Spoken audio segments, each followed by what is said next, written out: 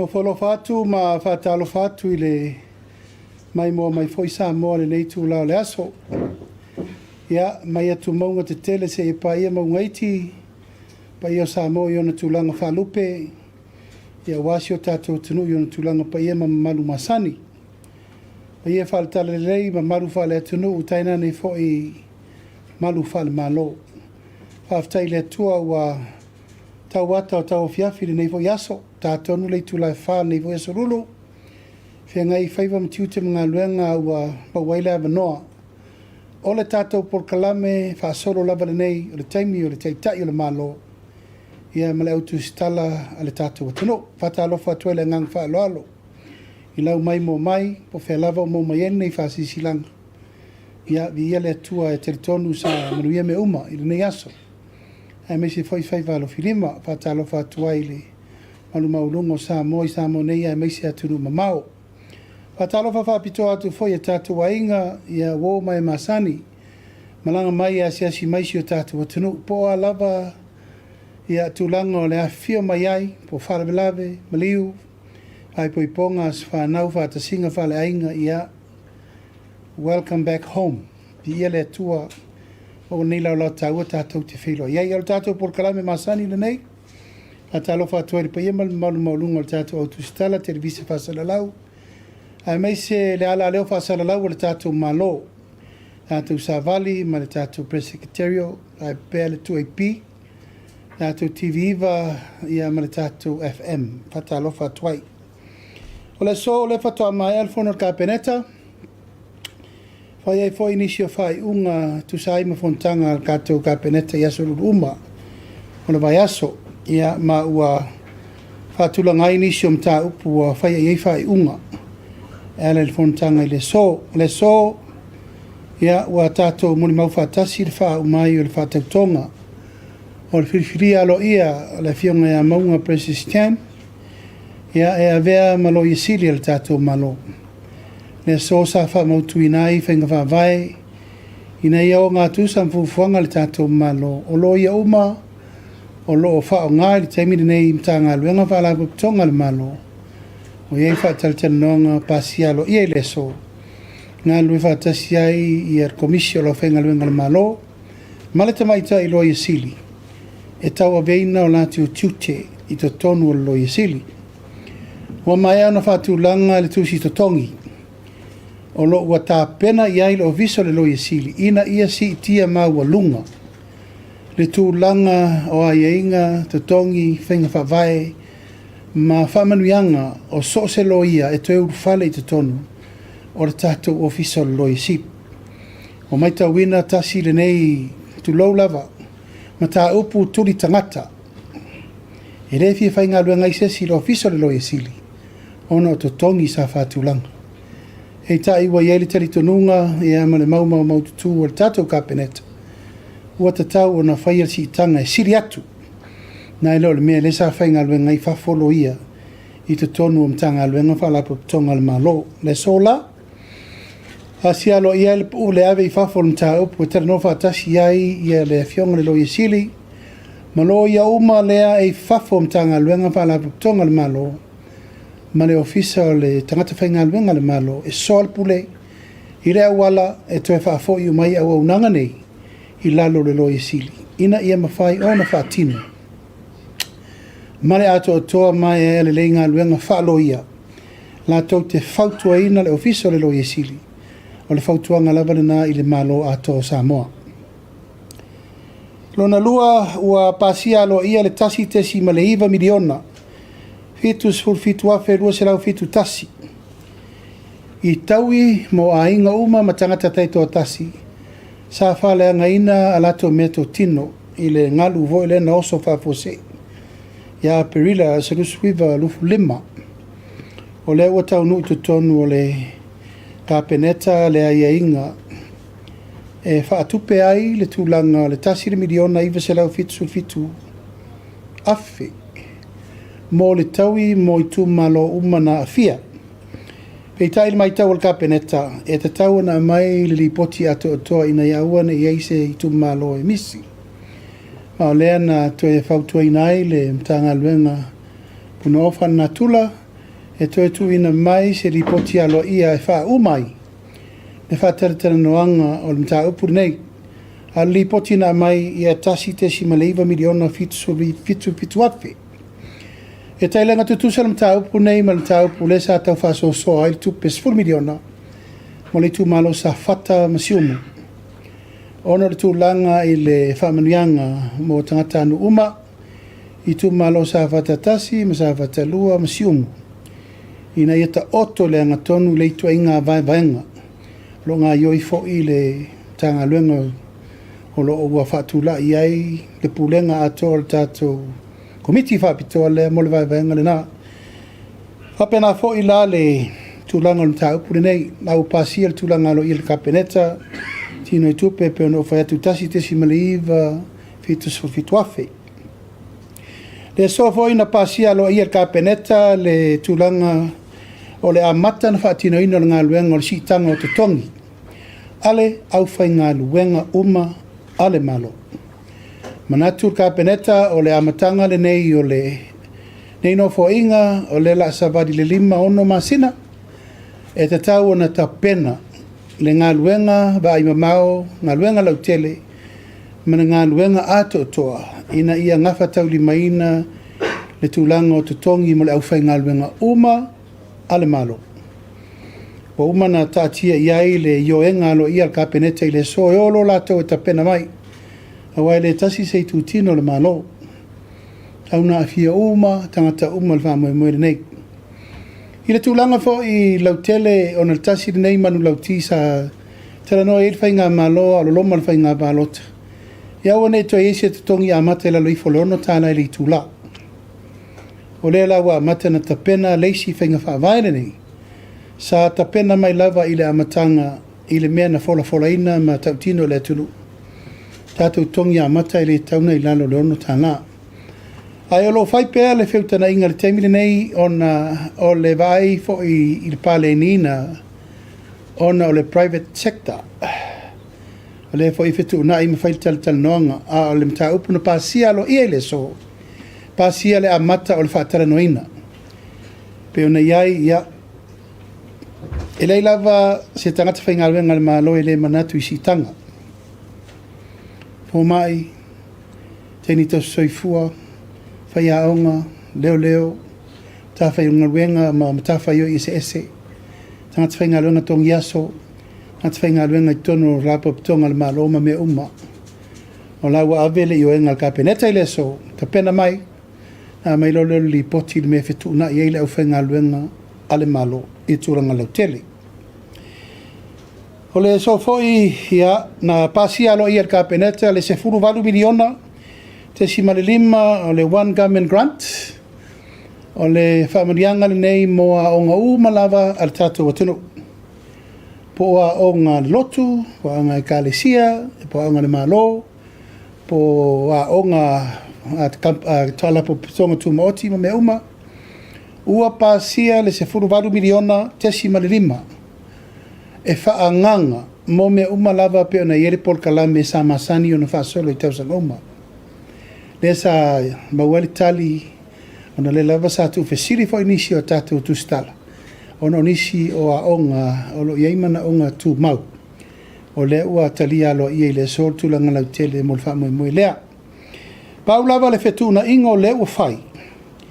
O le komiti o a onga u male sa iei komiti o a onga o le ua ave uma i lalo o le whono whawai. Ina ia tasi le vainga, tasi le sinsila, tasi le tiltilo, e ngafa uma i lalo ma le taitai whono. O le taitai whono o whono whawai. E control ma iele tupelea. O ma whaina whaia iai ngai tūlanga e ngafa tauli mai naile iai ma le pule a onga, ia ma le whono whaavai, e tuu iai ma le komiti le sa masani o nei komiti a onga ile to e ia ini komiti fo ia tu eser komiti a onga, o lela i lalo komiti a onga, whono whaavai umalawa e 5 sutasi ale aturu. O lono winga o a onga uma isa e komiti a onga, o lea ua ave uma i lalo e tasi ele, lea ua unanga e whai eri fufuanga, po a me tutupu e iai le tato 10 miliona le te simale 5. O anisi me fasili, o le fa ua tapena le au lape, ia mwhainga wha vai bloketi miliona, so soani. So soani pe ini nisi tupe to mana mie mo fa so longa, o fa tino ino me fa le leia mo a onga. Peon sit fia, ia e tele mano no i tato por kalame le fa solo mo le lumana. O lo iai tu langa o tapena ina o le tato fa fanga fua ina, o le fa upopo ina o tato wa o ngā mata, fa poloka me ina o to ninga o ngā mata, ia mal fa tulangana o le te wina o le fa le leia atili o aonga. O lona winga, o le tupele tasi se furu valu miliona tesi lima se la wape. Ia ma le fono vavai, o inae a mataina ta pena isi whainga fau o le malo, la fa tulanga mo le tausanga fau. Ona fa ta vidi lola i o tulanga ta pena i tato a wonanga mo le tauma mafa, a alo ma fa nau al tato atunu. Lesio o le so fo ina pasi a isi ngase fo, tu ina tu le malo intia i le vai aso nei. E la vansid fiele la lo i for lima ngase. O lo fa solo per tu langa o le tapenanga o e le o mawhai o na whaiata o tonga i samo nei. O lo fa solo per tu langa o le tato o nanga le sui fu malo lo ina. Ina ia mawhai o na whaatula i tulanga ia. Ua to e teu le tulanga o tato ngaluenga whawaitaimi. Asile nei whawhitauli i tupu tele. Na tato walom whanau lo watu ia tunu mau.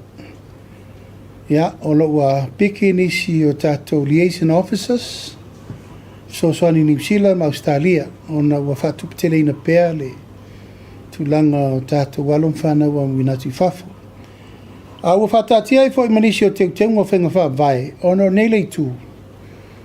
Ua tele whawhitauli utula i mai i tato walom whanau i a winatu whafo. Tele sori ngā tūla whono le awa, la ufa saina. Sa a mio mata ngā i atunu mamau. Ia, maritulanga lava ua ria i mai ai ese ia tāpenanga na saini ekon kalati ni. A ese ngā luenga o tu whaatino i whafu. O tula i mai pēr whaafita uli tulou lava. Ia. O kuurko rua ngei ai whairko rua fau whafu. Ia, male ano no i o le tele o whaafita uli. O lo ngafa mana i o tātou ainga. Mai se voi e kāre siam sa mo i atunu mamau. O lo tau whai o i whaksosoani. A lea ua whaatulanga lava whainga whaavai e tuu le whilwhilinga o tātou tangata i nuu mai tu malo. O le talitonunga whaavai rena, a aru le tangata e ave ngā ruenga whaavai teimi ai whilwhili mai e le tu malo. E le pui ngā le tu malo, e le po i sesi so ona si. Po sesi aru le mawhau mai o wai di eitu o patatua o menei. I ai lava le anganga o le tātou li o le nā e pui ai a mionga le tau pulea mo atua i o mamata ngā i le atunu ma tau vale ai nuu ma fionga. So tā pena i le so tulanga o le wha moe ina ia malu pui a tātou tangata whainga luenga i whafo. Ma le tulanga o e te tau o na ave le tulanga tāla whainga iai.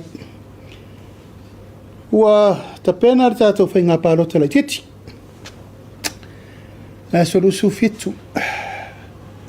O le masina le nei, Fepuari, o le ua lo mai tātou whainga pālota. Sa whata mua ia ma vaisingano lua. Ma o tā pena i fōi tūlanga umai tūlanga masani i peona iai le so tā pasi ai ka peneta le tino i tupe. E whātino umai le tā penanga o le tātou whainga pālota se lau mun tupu afe. Ia atoa i fōi ma le whātupeina o le whainga pālota tere lena umatu nei. O leha da whatoa wha ma ape umatu nei tau rumanga o le whaasolongo me uma peona iai. O le so fōi sa taranoi nai le wha taranoi no le amatanga o le tātou malai ta alo tele i tuana i mato. Sports Stadium te le o leo tā pena e sui ai le tātou Apia Park. O sau ia li poti o le tātou Apia Park o le to e sefe ia le malai le nei. Sa whawaina me le tausanga tasiva varutasi. Varutasi, varudua, varutolu a Matara South Pacific Game len whai mai nei. o le tātou urua i taimire na sa tātou hostai. I ta alonga le mas Pasifika ta siva va top. E alanga sa siva i ta alonga na a fel matua onga siva fiti. Mana tu ai na taimi peitai. Sa nola winsini a wale to sefel tātou Apia Park. Lona winga o te taunta pena se si malai ta alo tele mo le tunu. O lo whatala noina i le so le fast food fitu eka. I tūna i mato o le awhausi ai leisi e tātou malai ta alo tele. E leila lo ifo le tolus fulu wafe tangata mai moa. Fua le leile malai i a toa malai la kapi. A toa fo i male track e whao ngai tamiti ma tama onga. Mo athletics ia maisi talonga uma a toa i maisi malai e wha leo en whainta pena ta alonga wha vao malo. Ma wailunga nei o nganga le ta penanga a le mtanga luenga ta alonga ia malififianga tangata e a mata il tato wha moe nei o ia il ta penanga tau sanga nei ta pena iata mea umam wha solo loa ise tato paanga la tau te langolango ina le ta sanga. Ia aua iai nisi o tātou pāanga masani. Si mai la tau ao, la tau te whatu peina uma le tātou whamoe mori nei mo tātou malata alo. Ia, ua whaasolo peta penanga o le tātou tutuatasi, e lawan sirfia, ua amata na whaamapu e maitu langa o tā penanga, longo ina ue le au tā penanga o whainga Ameritai, ua fitu i le valu tātou whautasi sa moa. Leu tā pena mo le tātou whamoe i le aso mo yuni. Ua longo ina fo ia ue se furu tolu va o tutuila e whamoe mo tutuila lava ia i lato tutu o tasi. A pelila. Ia ua mana avel tātou walau. Top 5. Ia o ia la lato top 5 e aria i mai. Ia la tauna la tātou miritino whatasi. Champagne o fautasi, ia champagne o kirikiti sa mo. Ia, e valaudia i foi, ia tutuila, manua, Australia, New Zealand, ma Amerika. Leo mau mai le tūlanga i le champagne mai Hawaii.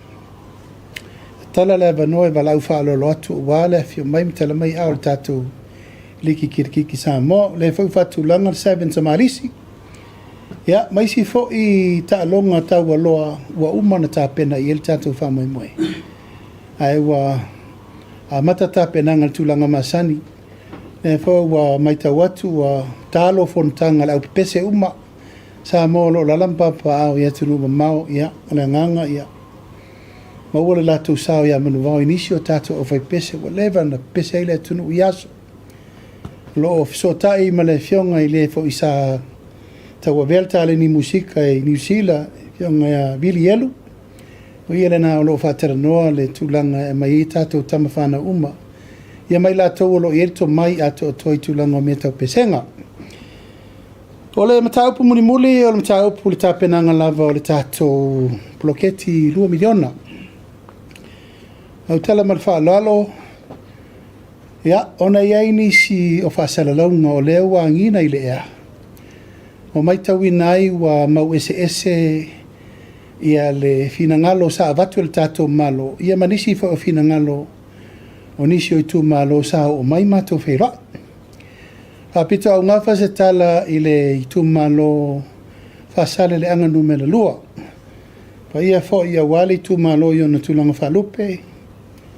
Ia, sa ele avea a wale pa ia mawalunga o le tu malo fasal langa no mele lua ala le o se tala pa ia mama malu peitai o le sa matu tu tala nei mele fio anga na fio mai pa ia salva lasi mainga ia tena ne foi le wanai ia mele pa ia le nu a sila fainga ia mele maupu le ana fanua ia mele malu le tu malo iona tulanga e a nga isa va i so le pule ono mai le matou Feiloa'a i le mawhai se tala whai wel mtaup peitai le va ai whalawa i tele leo tu e nā maselaina I le tūlanga o lena wa ai iai le mori maua le tunu i vai aso tēnei. Ia wale o lea le wha moe sa o wapoapoa iai. E anga i e soa le leile pule le tū malo, ona toia o maile mātou te Feiloa'i i le tūlanga alo. Ia, kua umana o wha manino, e lea ia ina le malo tūlanga o tō whinga i te tono le tū malo.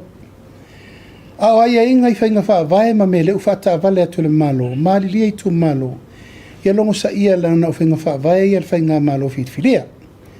Peitai, ua vai ma le tūlanga whanono tele. Ia o le lava ua sopo utu upu. Ia manga iai saunonga, le mi ngau, ma le ma fau o le fionga ia tofi lau. Anga i mai lo tangata, ma le whainga malo. Ia, au le lava sa o tau fio fiu mai pea, ma le taritonunga o tātou mta upu e fufo whatamali, fufo le vava ma le hava whatawhata. Ia ma le tūlanga i masani ai i le tūlanga o lou le tarituali mai no leo mai. A ave le tua lalo e whaasota la noanto e fo i mai lea. Peitai, ua leo lea. Ua o vai ai fo i le tūlanga ua si i upu matala, ua o lava i le ma fau ma le mi ngau, a ua o olo i le tūlanga ua a mai le mamolina mai o le tau wha matau le malo.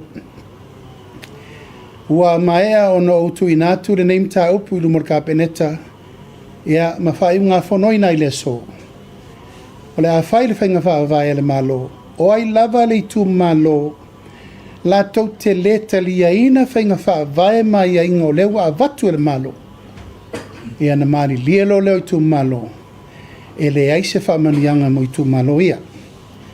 O le a wala file mu ma le taritonunga, a whai e le talia, le aia inga na avatu, ma le tūlanga i le vāna nofo ma le vāta puia e o mai e toi tala no. A le ua whaalu upu matala i lunga le whaafo fonga a Samoa, ma le mori maua le tunu. Ia na manatu leo le malo, o la le toi tau mua alo, ai whairo le whaiunga le malo. O le whaiunga la lewa iei le so, ua tau fia nei. E le toi iei se whamanuianga, mo le tu malo, o whaasale le anga nu me la lua. O na watangia, o latou le savalia le tuutuunga na whai e fo'i mai e whai le tala. Ia matausi mea uma mo le whaafile muina o le mataupu. Ia ua ngai loa ma whai upu ma mea e le tutusa. Ma le wha moe moe o le tātou malo. E ala ia la fua ma mea uma na whaatati atu. Ma o le nei whai unga na wha mawina i le so. Ona o le talitonu, o le puipuinga, o le tamari anga, ma le taua loa, o whai unga whai a le tato malo. Pe lava na whai atu sa mo le te musola, e tumu le ava, ma le wha lalo. Pe tai, ava ai atu loa e le ta la whea ngai, ma ua aliali mai, whainga nei, e fō ua le malo i ana whainga vavai. E leila se si mea to e alo i le malo, al wha tino lora na whai unga. O na lua, ua o upu wha pēa e wha matau a iei se melo loto, o atu lei savai. O upu nei wala lafo, e fōlinga mai wala tau tau wha matau au nei o le tai o le malo. Ma ua lafo upu wha pēa ua whātu saina o ele o au se salafai. O le tāpua i o wainga, tāpua i o whasinomanga, tāpua i whoilo utu malo i le mta upu le nei. Ma le wha upunga, a iei so loto, uno o atu lei savai. Wa umana ua veina le mta upu i limo leo leo, whaatino ai i ala o tu lafona. Whai uma mea uma nei, ina ia tau fia ai i tu a inga winga le mawhau whau nei. Wa mata na latu so sofa mai taulu manga o whainga whawai, ma mea tau tino mo le tātou malo. Ma le tai ala stona o te alua i savai. O te alu se vai e whaatino mea lo ua inga, ia ma whaatau nua i le upu lea. Ina nei mea ane ua wha matau au. Matau tau mi ai lo ua ia ta tau wha tangata anu umar tangata o lele ele o salafai. Ia se ia luifo lapo o ele tangata ia luifo e whaatino le mea le ua o iei upu. Ma le lato upu ma le tala whai se mea vave. O la le mea vave e le tau pule whapea. Sa moa malau whaafonga mai, si isi le mai e le tunuu, o le lava ua tātou wa ngai ua sopo le tai lelele. Na sopo le pule au le pulpo. A malulu atu le Leuatea o le tu malo whapito a ngafa la upu ma Leuatea i ato filau lea na whai maila na sauninga le malo.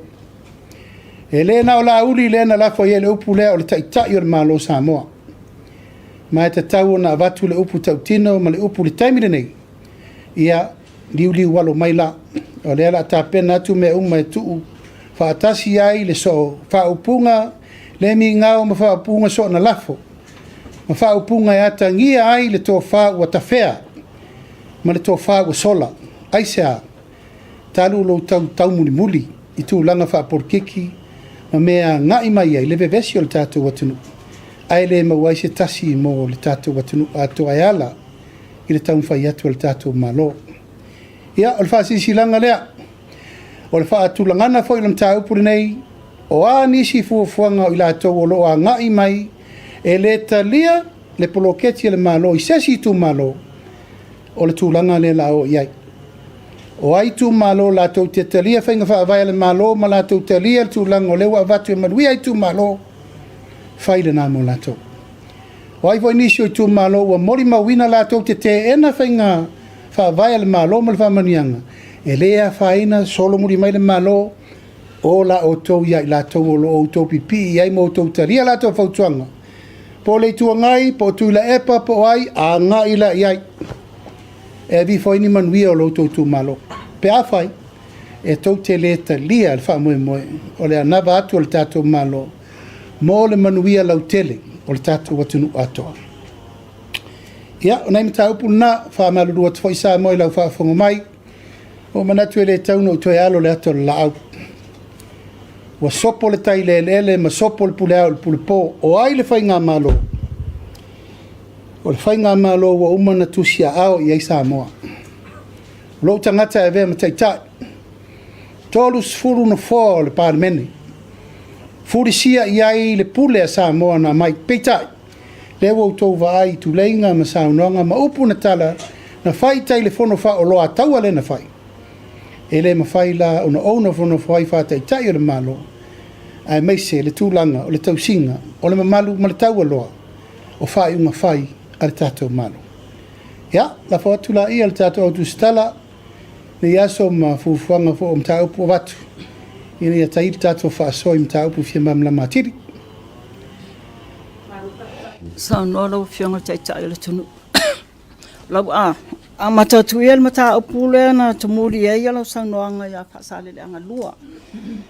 Ia tulanga yo o la fonga foi ma le me wo il tula fono la le o se fasili a le tu le fasili fa mo le mole o le fai ungar kapeneta o le ata o ta ofi le fa manuanga mo fa sale le anga lua fa mata o le mama fa pe a bit unfair ia le fai ungar kapeneta pe a fort foi le tu malo le a fort pe to la i lo te e le la afia uma le tu malo fa mo o le tulinga o le mta upu. Le anga le sui leo le tu malo sa mato Feiloa'a. O ia sana wha leo ina mai le mata upu le tu malo. O ia foi sa fonga ina mai le mata upu e winga le firingia o le te fono wha sale le anga lua. O le mato tu ngata le toi fo ime mau te Feiloa'a i pa umana soa le pule. A umana soa le pule ma le tu malo. O na toi o mai le mau te Feiloa'a i po la tonu munimuti. O le se Feiloa'iga. Leo mai tau atu. O la ufa leo i o le fono le chao pipi. Le fai unga le tu malo. A fai lava la o le leo le la o le fai unga la o le tu malo. O le mena le la tato walwai. Langa o ia sana fai leo ina le mta upu ia tia o i lumo le tu malo. O le fai sala langa le walu. O no ia na fai leo ina le mta upu e fai mfofongo le tu malo. O le fo i mai fai leo mai i le mta upu. Ala u fai leo yo. O lona winga. O ola la wa ve yer fina ngalo le tu malo o fa le o fa se me va ve ina ye ta o fier me le mana o le malo wa uma ona fai nga fa va me fa ungal malo o ai la le tu malo e le talia mari li la ia solo muri mari me le malo tu le la to fa fina ngalo le mana o le talia ta puni finga fono fa va ai pe no fa ya tu la ia le tu malo sei fono le tu malo pe fa pe o la to fina ngalo au tasile ai ona wala na fai atu la upu ona o ia sa fai ma fonga le aso le mato Feiloa'iga O te tau whila o le mamolinga mainga o le whiauna mai. O le whawhonga leo le tu malo. Pule le tu malo whaasara le anga numere lua. Pea whaapea o le lato whainga au tasi lea.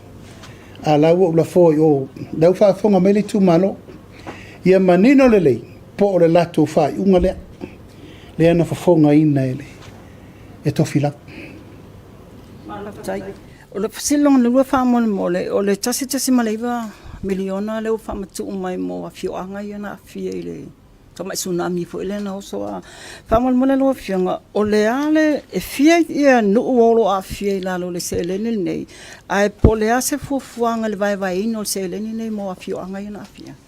E leo ia tia ula wiri linga, le ana whai atu le mitanga luenga tu e tapena mai le po nu umai na fia. Le atonu whaino o batua se tali malo ia vaso lea. A le ato toanga li poti lena mai i le ofisa o sisio manga. E whaisi tō te leo nu. Nu umai na fia i le te mira ngalu le nauso whafo se. Mafu ere nauso i Lucia. Lucia a? Ia. O te ilo ne atoanga. Ta momel vaso fok.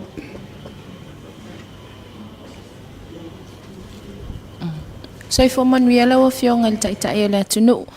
O tomua tu ia au fesili fa mole la o fionga. Le sfulu valu tasima le 5 miliona le OGG fa mole.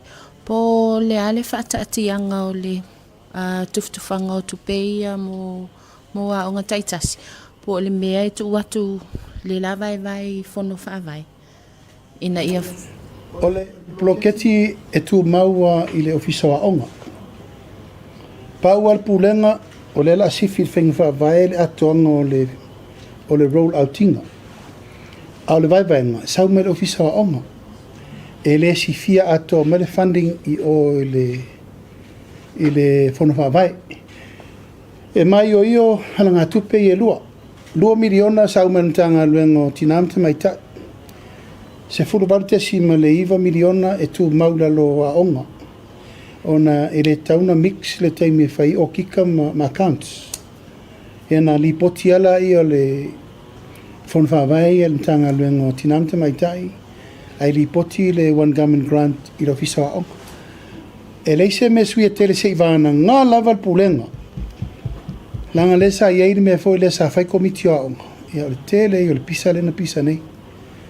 E a fia ima le criteria lava o le ia ima le pule a onga. A watu langa tau mea onga. Masini, ma mewa pena.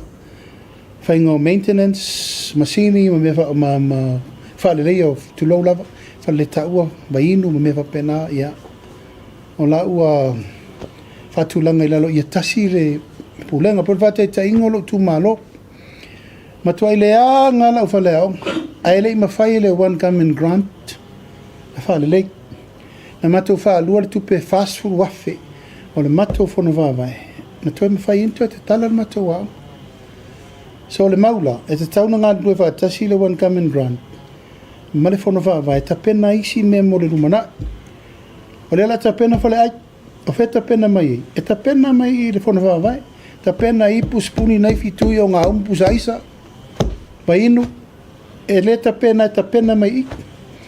E iai ale allocation ta le fono whawai. E ta pena i mea mo le tātou poloketi. A mei se le tātou school lunch leo ta pena mo le tau sangfok.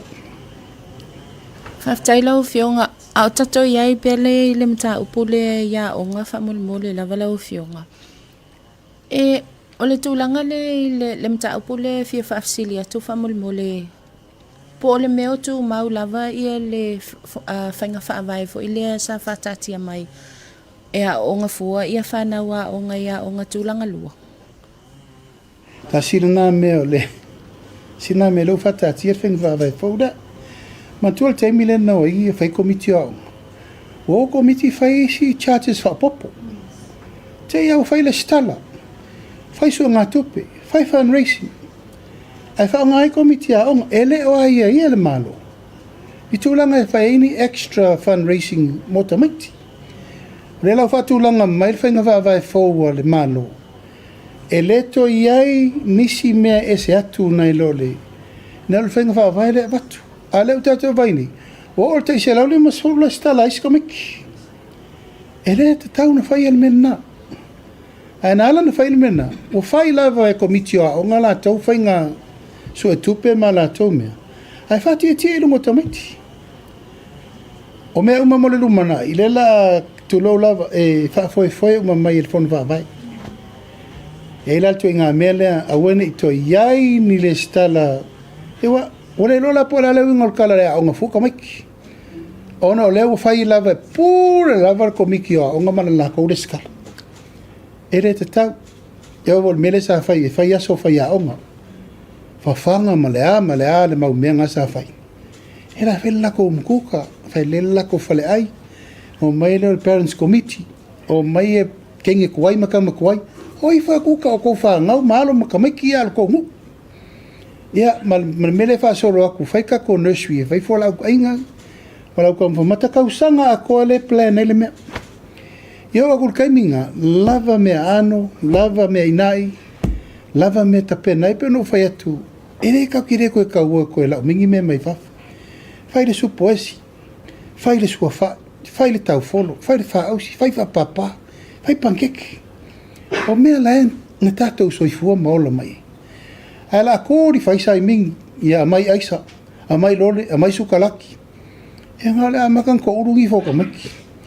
Ia mamau ai wha amai le pipisi le kau ke kau whainge fix taku. E ke le swinga atoa. Mai le wha apea fo i se whaina ai le tātou morning breakfast. Ia me le lunch. E fua lava le tūlanga, whai supo le lei. Whai whala au aina, whala au tau whamata. Au nge ko anu koe rawa ma le te naijine.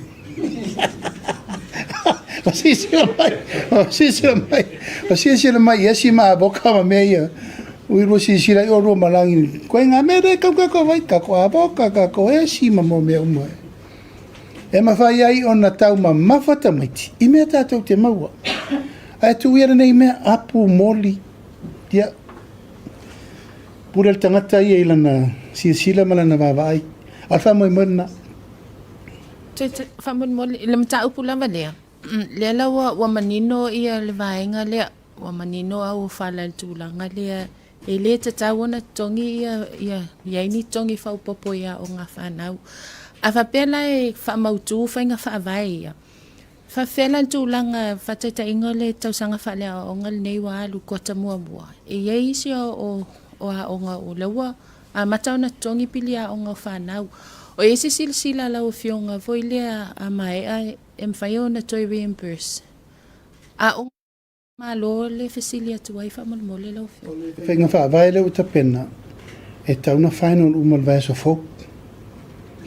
Paua le mele na manatu ai o le roll out ingol tupe taipe mele te si so merti nesi. Le la alu whafo lato lima se la wafi. E ka vai le mele o le letongi na o lato waonga. Ai o le wha moe le na a tonu le la whasa o sa o atu langa o lai whai al teminu nei.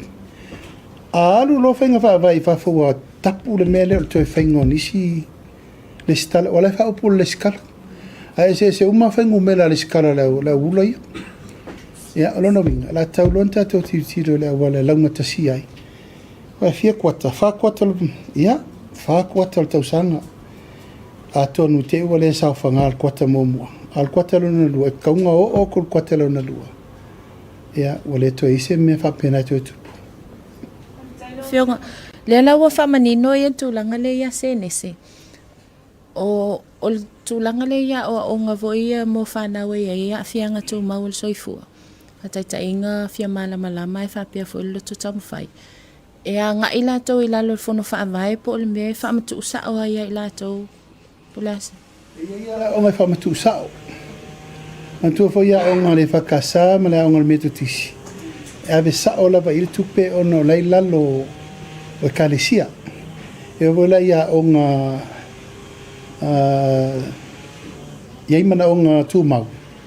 E ave sao lava ia i lea fia se vana ngā ila ia a o ngā i tono no umai tūmalo. O na whaingo fia lo lea o na whatu lai le tulanga lena fai atu e whatuntonu le whenga whawai. Ale whono whawai. Lawa fionga le tulanga peo nei le visa nei aso lawa fionga wha mole. O la se fina ngalo lawa fionga tam whainga tātua tunu o lawa mau ia tunu mamau. I le tulanga sa o lava ia ana avela ulango i le whamoe o kilani o tele i tau mua alo. Na si ilo lima soani i tau whainga a tātou tangata i le awala o lau whaatino i le fionga i ana i afa. Ave foi lau tua lalo i tātou OFISA lai fafo. Ia whamsanga ma le fionga a matalango lango le whamoe o na ia tātou tangata. Aisea e taua. A leo te whaatari le Feiloā'Iga ma le fionga le Palemia. Ia laksan. Ia mati. O le tasi lea mau o leo te tā pena le iai. Aisea lava ua whai e whapea tātou sa isi o tātou visa i. Mo lau mati por visa te wherua i pule o lau i lau waru whaafia pa wal mea wake over masinga. Ai e ser mea lea e anga i e elena o New Zealand foi ma Australia. A wal mea whaaftai a Trump tau te reo la vere lisi leo kuri mai le se awari. Sa lo le lo fo Trump i Amerika sa mo le kau ke la vere vea koe mkako e leo paninga kere kako. But o te lango. I le tūlanga lava no apopo e le fionga i anai. Alu o tau langa o tau ai a tauna ang le tau te ala New Zealand. Au le mele o te taimilo tua i le wafa ma malo diplomatic relationship New Zealand. O le wot tapena a veri tau sanga le mena na. E lango le tūlanga o le whawhaingo whi. O te amana ia fo i le hatu ngalu New Zealand. Langa i tātou tangata e lātou te le whamaoni. Pea tātou tūlanga toru le overstay i New Zealand. Pea e mo mua, tonga, so mo fiti, longa toru tātou. Ka ngakala ia ngā koe visitors visa. Ai ako so lai o lātou la nei. Ia tupu e nei whawheu le mena. Tangata fo i nei, o lo whai masasa i New Zealand. I le sori ngā tūlafo. O le lau atu nei tātou le wheo i whalawe lave ma mea tau en tātou oio. Ia leu ka whiofi kako. Anyway, o la talia pēr whamoe o whaftai fo i wo vai atu e tutu whatasi le fionga ia anai afa e maltama wawasa. O le minister o le Foreign Affairs. E malosi la le magu. Mai sa o tualalo fo ia wawasa i le Feiloā'Iga na whai New Zealand. Se e lo whai fo. Tara no lesi matai e lo whangia tangata sa moa ia.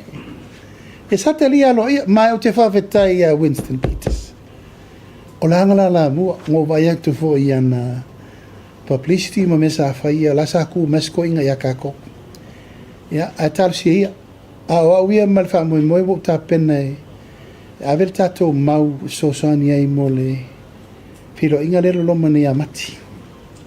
O le se ofisiri lawa fionga e tūlanga laka pisa mo po fionga o iai e le mta upu lea lawa fionga po le mea wa talia e lawa fionga le tu mai peo se leni po toi whafo i se leni rea Australia.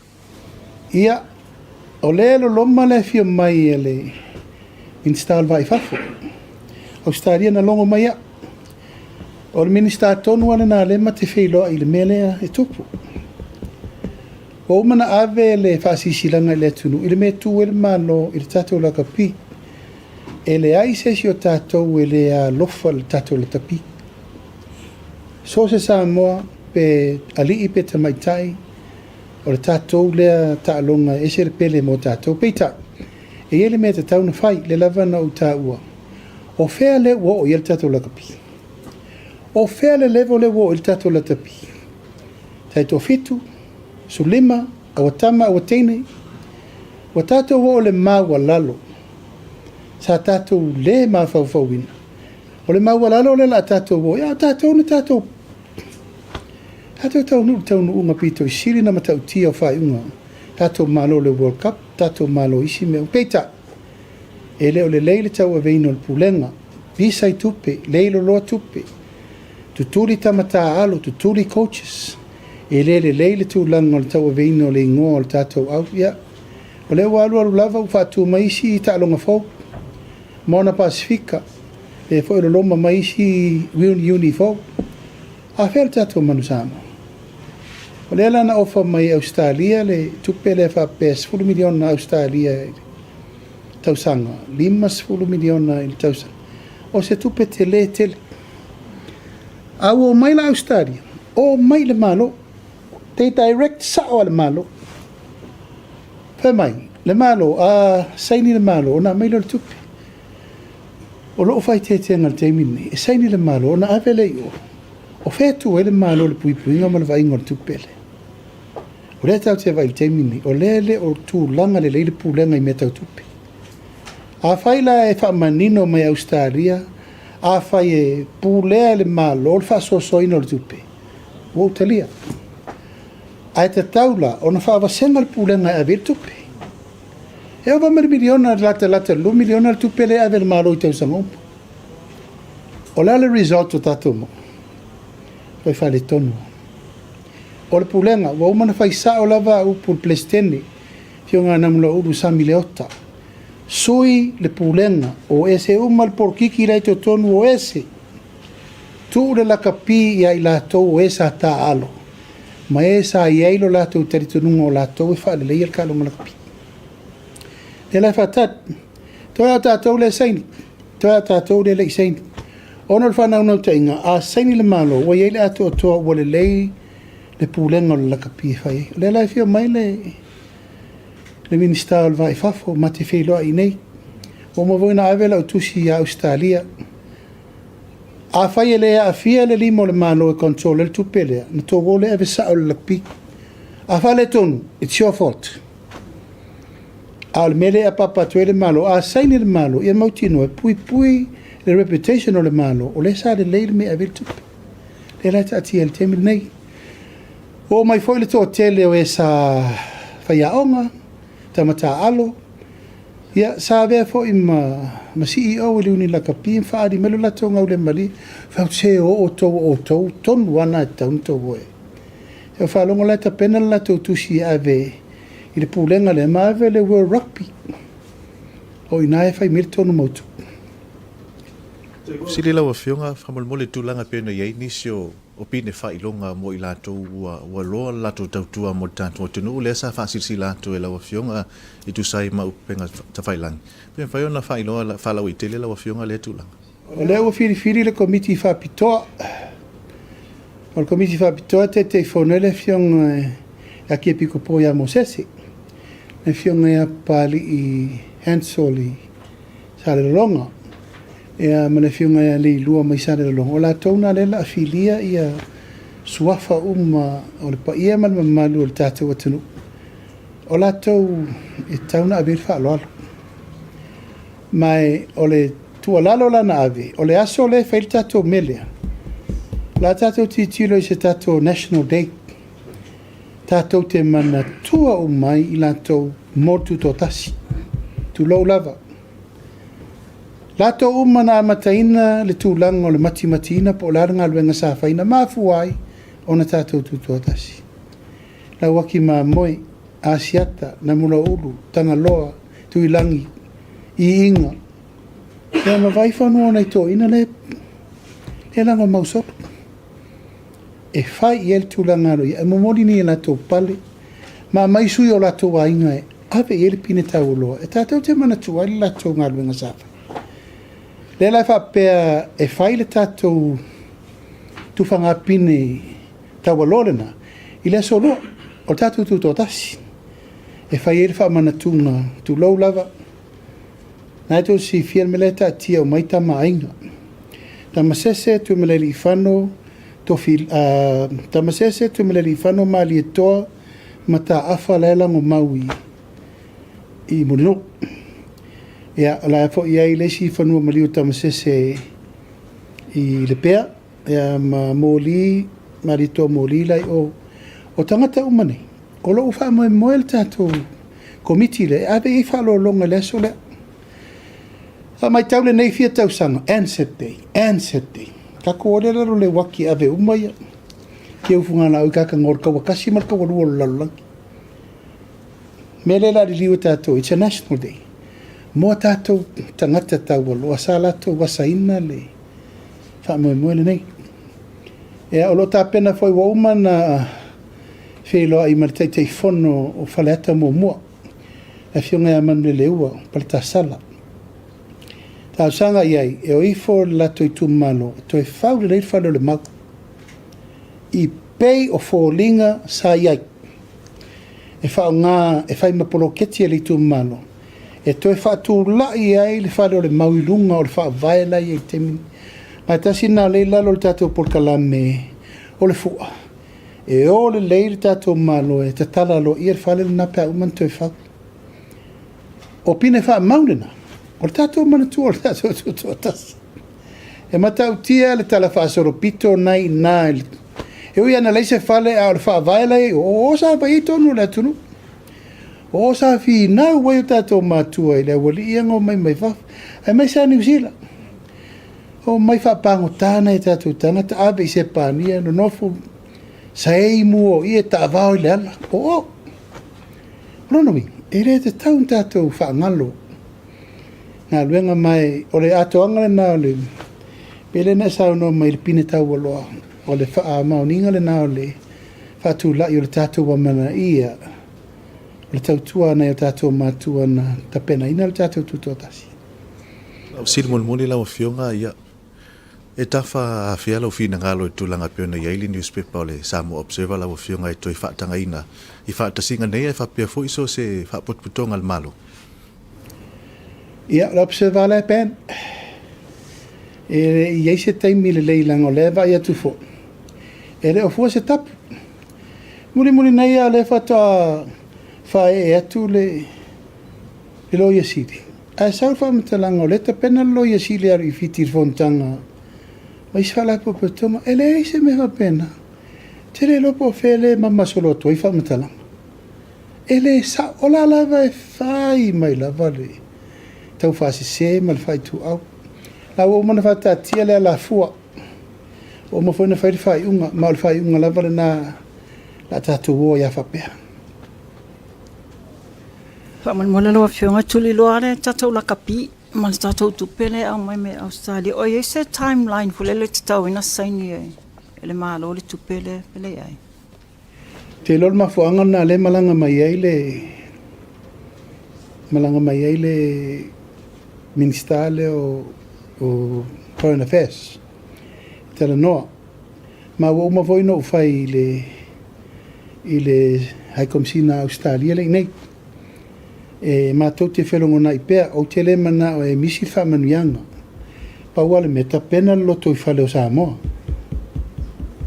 ta pena loto I fale o Samoa a fa pe yeni a yenga saini le tupe na mai le tu le malo si ta pena I ya o option sumana tau na fai ala o leva na punga vai rua fiki makonga ko kongu kasenki au kako o le kau so out le kako management kauanga ko kilo le wala ele ngate na fai male teritonunga e o so soani le me tau no ye fafitai la fasili le tatou tuunga fautasi o faisi leva ele to fai le tatou tau banga le wa o tata tonu fo nisi o fautasi nisi fo AFIOGA wa matona pala se tulo la fasili fa mo le lo AFIOGA e fia se tupe o fatatia po fata oto le malo mo le fa mo le o le tuto tasu tunga fautasi ai pe o ye se fuanga le malo mo se le ni fisosoani la mo AFIOGA I la to va pe manaumi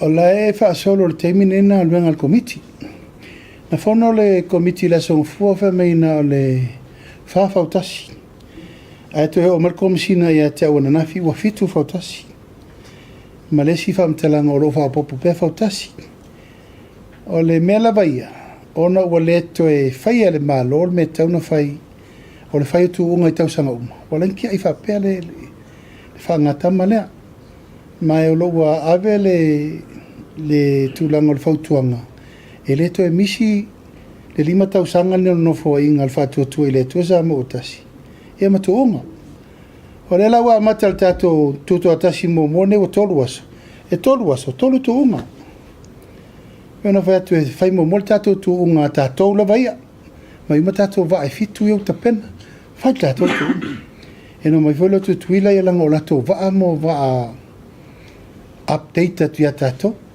fai fo la tu e pingi fai ngola so muti No mai lola ia e na o mono tal sanga ile konsula sa mole ai po feme mo mini fo spuni allo matato pingi fo spunki wa pel menna le tato yena o tato fo e vole la papa ta fa per ma vivi o fo spunki kai fa pe ai lo elina mafua na ave le allo me ia fai se ta longa mana ia final lai va mai tutuila mamanu e ma va atato ai el famo mo na e sa voleva na tia e oi fai di pu wa matua leto yeni pu ona wa umi na tu al famo mo e to e mo le to sirfia soia e masalona al fai di pesenga la te lo la mautu aso si WS ako falo mo o le wa marca la pe mai fai di pesenga inaso e al tato sangone samatau fatausi ia sa maunga a sau ia sai lo mai le tunu te man tu lava na i sala ilua e la wa tu pe fono fa vai a mo polo ketina e ngai tu fa le ele musika i tonu tato tunu a tonu e tauno o atu tau sanga lona lua por tau sanga lona to io tato vai mesa tato ye mo ya soi a tato vai la verta leni sai to tonu le tunu e tapenanga le na malo faftai malo sau no la ofiong famol mole o le si o mata o le tuli loa su lava le mta o pule fa sale le anga numero loa le la wa ye le fa ai unga kapineta ala ofisili la ofiong ai fa pe fela ia le tai fono le sa tofia male au fa inga luenga le official fono fa vai il tulanga voi le o la totongi ma vaenga fa pena wala foi le fiong ri minsta fa tatiela wala fa tinoi mai ola fo uma o le longo le la longo nei o ta o tuol mele la ngale wa urfono al kabineta ala o ta penal tu sia lo i al minsta e mal committee o tato steering committee fa ali ele manatu lo fa tatia io a fai la vo le fa iunga le o fai la tu te le lia feng fa vel malo solo muri mel malo e fa tatia la tu malo le mta upula le o fa se e atu le mtanga luenga o leo po le tangi le o fa ulu atu mtanga luenga o leo fa sa o mai o te wasi la o fiong e mo na o le matai le sa sa unoa po o sui umao ali ma fai pule le sa valia mai le sa awai o fa moe e pala si sa o sa mala le uru fa o le lava na la fo upu fa mata o mana le ma fa mana le minga ala wai li mo le fa pena fa se pong sa ana sa tu fa fo mai upu ia na sa no ai ma tulanga u fa ari mai ai tau fa mata o me uma la wai li mo leo na fala ia man tanga luengo leo ma fatino ngol la tunga luen pe fa mate wa so dia la sa fa fo ngai le tunu yu punta fe siringia o tamani anga siringia o me uma le va me malo ale wo o ai le la fo ye elena o la uli o la fo tai le malo o tai le malo tai na filia sa mo ato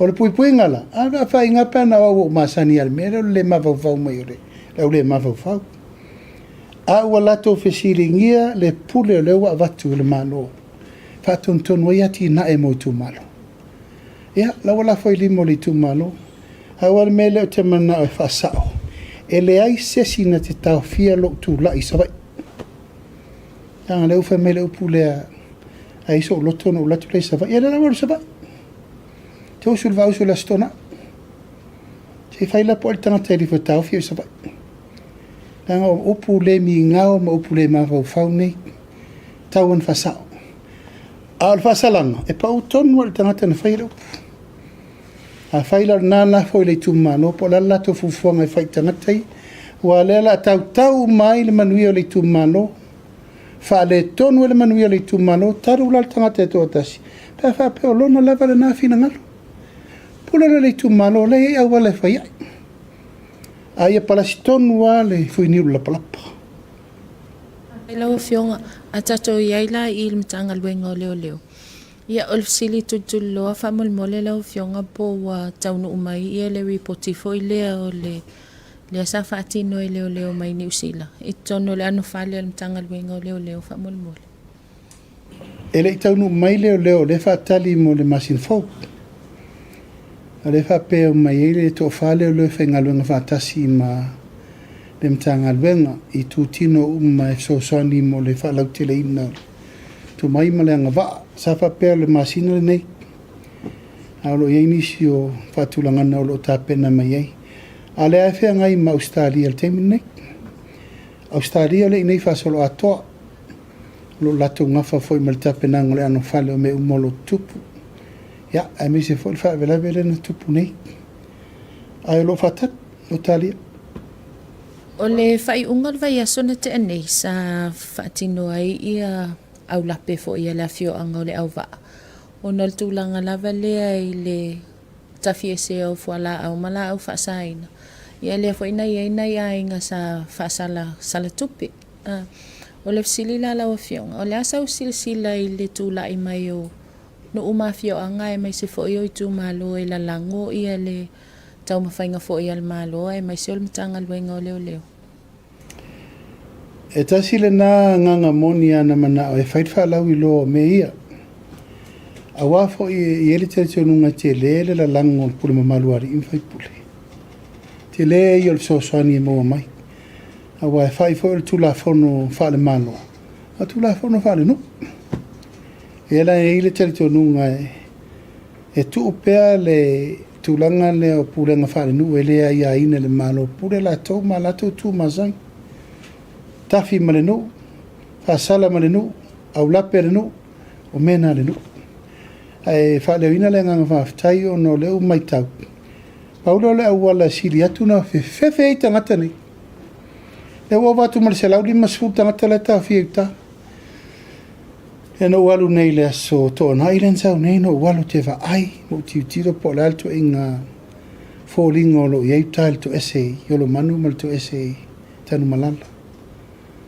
Mai o whamoe moe la vaia ia marupuipuia tūlanga le sailingo le tūlafono. O le fesili. O whesa iei uma nei se lau ono sfuta ngata i le lua, toru, wha, lima, sfuta o sangata ruai. La mena leina le ngā i oisusu e ngā nei le taimi wa tea. O ai la sa le whaial ngā luen. Le whata atau pule atu nei a ua matua lo loto le meu tatou o iei. Whātau e tau maiti le mea, ua ula e tau maiti le mea. Whātau wha skurimi mkeke pua le mea. Irelelei, it's not good. It's not good at all. E lau tatou o maltemi ne, o le pui ngal me leu vai. O whātau pe o le whātau ngore suka le mea.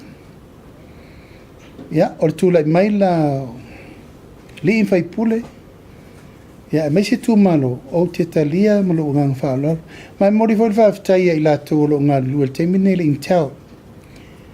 Mana tūlanga susu e ngā lai whai teimine nei. Te rere swinga la nanga i atu leu mafuaina tupu me le teimine nei. Ori fo le whaafitai le li sui komsino lo tau a vea ngā luenga. A leo ba iwa letu e tau mua alo le me walu tātou. A tātou le whaia. O le reai nau se puipuinga ma le tātou le ara lofa le tunu. Tu whaua. Ia leo tātou ngā lue whatino na tau ia. A tau on saila i el tū la fone whatino. Tai, ia, pele i mawalawa ia stasi e tū la i mai le foe le su i le tofinga voi le al komsina o tanga lue. Whamolmole. Talo.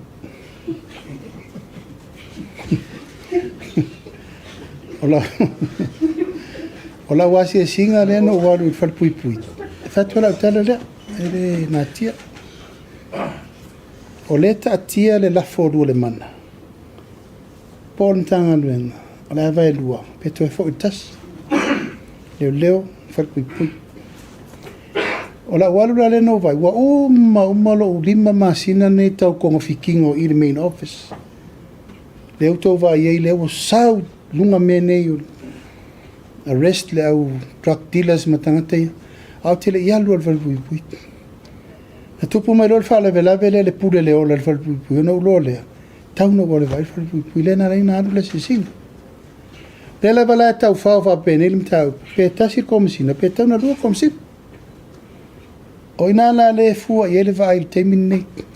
Mata pena le ano fale, langa le ngal komisina. Komisina langolang, sui komisina, ma komisina langolang. O le au vivire na, ere ma fai ina toi alu to tasi na si tangata la filis to tasi. E te tau na matua mautu pou lango, pou la lango ma pou e sapotinga le tangata la tau avea. Ai peo no fai atu, talo. Te loa lava o le komisina e se le telo i ofisiri pe ai tātou talo le li e so sani e mos tātou komisina le lei. I o au e te muso e whaile upu lea tuli le manu ia maua. Ato umalai le ofisa le teimine, o e ua leva na tautua le ofisa. Ai le matanga o fia le mea lea. Le mai o stangata mai wafu, sau lida ua leva na afu tautua tangata. Nā mena lein tupul mena, ua le to istel tonu ino tonu i. Te milale nei, o le tau whaetu e whawhaile le mai mawhau whau tangata. O kai whaasfu kausanga, kai korsu kausanga, o ngofo yo. O la tauna, o whepea i mo le pawhaida. Alal me len tupu talu ai nei ai no amata mai alo le nese, whiololo ia taio alo. O mai lo i swinga fau, o mai tangata whatoa mai na nafi, o mai tau avea no nofo i lato. Wa fulu lato tautu. Le la vai fai al temi nei le o whaingo fie le sa i lingo le tangata tu la i tau ave le temi nei. Ai peo no fai atu e fele manga nanga le uta atia le au lape pe fia ia pe tau ave to tasi pe tau ave to lua. O le fale pui la vaia o ie tel tu nunga le temi nei o correction. E te tauna i eili si avanu e to rehabilitate le mafau fau tangata o tau sala. E mfo ia tu le ainga ua latu o le leiro na mafau fau. Ia al teimina tu fatasinga e whainga tāteli. Nanga ia tel tu nunga o tangata tau sala o tangata o tau sala. Ai atonu tatou whaia se si ia nganga e toi fuata ina. Le ingoa le whai ele ola toi fuata ina. Mana e o lato mela e whai o lako mela o kāngoa o ile whare kāngoa. Marko ko, fue, whao ngā rātou tewi whai siapo la langa pūlou. Ia ma mea mo le i lau wa ai uta. It can be one of the biggest commercial farming. Ke le ava noa e mai le to lima se laula e whai whao ngā o mai whai whako apu. Le leila to mea ano. Le leila to mea tuto. Le leila to papovi. Ia tu langa le nā e le taunu unga ina ia le leila tina e nei mawaitu pe whawhanga i le tau sielwhal pui pui. Whaftai. E ila ofisili couple of weeks ago whamulmole la ofionga le safsilingia ia le tūlanga voi le 3 miliona le whamatu atu i le whaltupeo atinai. Mo ila tau voi ia nga ia tau whai ia la tau nono ngā tupe. Ia le safsilingia la ofionga i le ono se tasio ai inga o mortgage. But e second mortgage ia whanua o nisio i lātou i tono banks. Ia le sasau noa mai lau fionga se e tala noa al pulisili o le whaltupeo atina. Manau whatera noa al minister tupe. Le sa whatari se i whiri le taitai whono forward commercial bank o le development bank. Ma leo a whiri ei taitai whono ne to tolu. O le tātou development bank o whiri ei le sa vea ma whaururunga fo mtanga luenga tupe i Aso Lulu, to whai ala vea you like. O le tātou teitei whono whauna, le tātou development bank. Ia lona lua o le tātou teitei whono whau, o le tātou nupi wha. O le whiunga ia tangaloa Eddie Wilson. Ia ma le teitei whono o le tātou campling. Le whiunga ia Pali Hansel. Ia ma le teitei whono la o le tātou tourism. O whiwhiri eile whiunga ia tupai sali mova ai. Teitei whono whauna lena piki umma le i le aso lente atu nei. A pale loi te tonu le teitei whono whaule. E na mai loa lai o le pautautanga e tera noa i ma le minister ma le li pula le whartupe. E na tera noa loa le mena it's a straightforward process. Afa pe second mortgage. Pawal mai mautino, ia lava le value lau aseta en fainga carry le mortgage momo. Ma le mortgage lo na ro. Ai le mafainga faise second mortgage. Pa uma le value lau aseta. I lau mortgage momo. Ai ala na talia le second mortgage. O le te le fa pa te tainga o le value lau aseta miliona. Saulo ita la fu terminate tol se lau wafi. La to toi lau fitu se lau en faina e to mortgage. Mela na ta o le second mortgage. E mortgage le nonga tupe momo. To mortgage le nonga tupe le lo. Ya, te le mo se tari le leipa ta no se te mila tamai. Pa mal malo fa ko ka sala fesili o lawa se singale la stona i le falpuipui. O le mai tawa tu nisi foi o ata mai le to wasi singa o lo manu. O le te o te loa yele te mina le to e tu waini tata wa pangota paru la to foi under age for le ale mai tawa tu yata ia na po e mai le to wasi singa. E fai asko ke lo la to o lo manu o la to lango ye o tala pers falpuipui ya pa mal mole lo pio. O le mauna mai ona wa se lau ono sfuru au tawhia fok i tanu malala. O tangata la ia o wawai i olo manu. O tangata fo i e le tu ngā tele la tō whasalanga. Low risk. Ia matulanga o lau matutu o ele o yeini tulanga whapo lea inisi o atu ngalunga. O le upulina le komsina me le pula whalpui sa sau no mai ai. Ai ona o tō tele le au tawhia. Ela na wawai ai le tō tele le ave i olo manu. Ai manu tō olo manu sa whapito le whalo tamaiti. Ia o le tō tele in tamaiti. O le wha moe le tāpenanga whaude la a whaisi whale la titi o tamaiti mateini.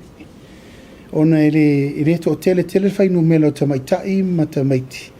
Lau o tapena le tāpenanga mo tamaitai ma tamaiti tu esi. Ai whawa noa umal whalpui mo le tūpawari.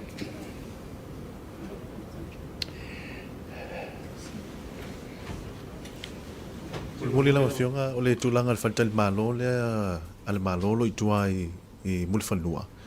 Po le mea le ua toi fo i mai wale ia i la tau sa fa peo na shareholder leo down lea po le mea ua toi fo i lalo le malo. O le taimina nei, na motu e le tatou board al nupi fale so tanga ma le Sheraton. Ono le tūlanga e wha moe whapea e lua ni tangata investors interested. E o me whatak. O le lava lai wha solo le tio le nape o le whataunga pele ai. A le uto e fo i lalo le tato malo. Whiriwhiri ai le sunga ia went. E alu e manage mo le teimine nei whalteri malo.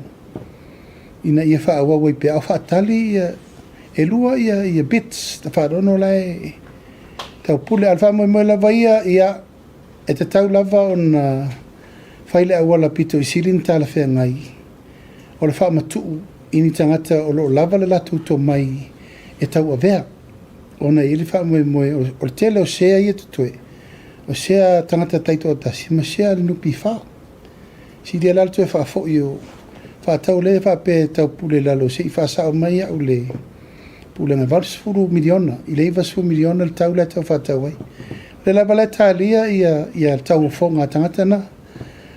Al temi nei lau whiwhili e le pulenga le tatou pule loko e na te vaia. Ia, mori le nganga whaftai tele, ia malu le tatou au Tusitala nei aso, whaftai atu le fio mai, ia, matala mai ao, tūlanga fo i o le tatou whatal te noanga, ia, malu avi whale fo i. Ia whapea o le malia se tali atu le, tūlanga fasili. Ai whaftai atu sa moa i lau mai mo mai le nei fo i tū lau le aso. Whaftai mo le lava papale, ia mai se fo i le whataunu o le talitalina o Fisiria Fionga i li Tusitala, mari i matamai tai Tusitala o le tātou atunu. Ma le whamoe moe, whamanino ma tau pu uma mo le tātou atunu o wā, tūlanga uma o lo tātou mai tauina. Manu ia tele, le nei e whiapi sa moa tātou tu e Feiloā'Iga i le vai aso fau. I le tūlanga o te tele i le mai o fono ka pena te le Aso Lulu.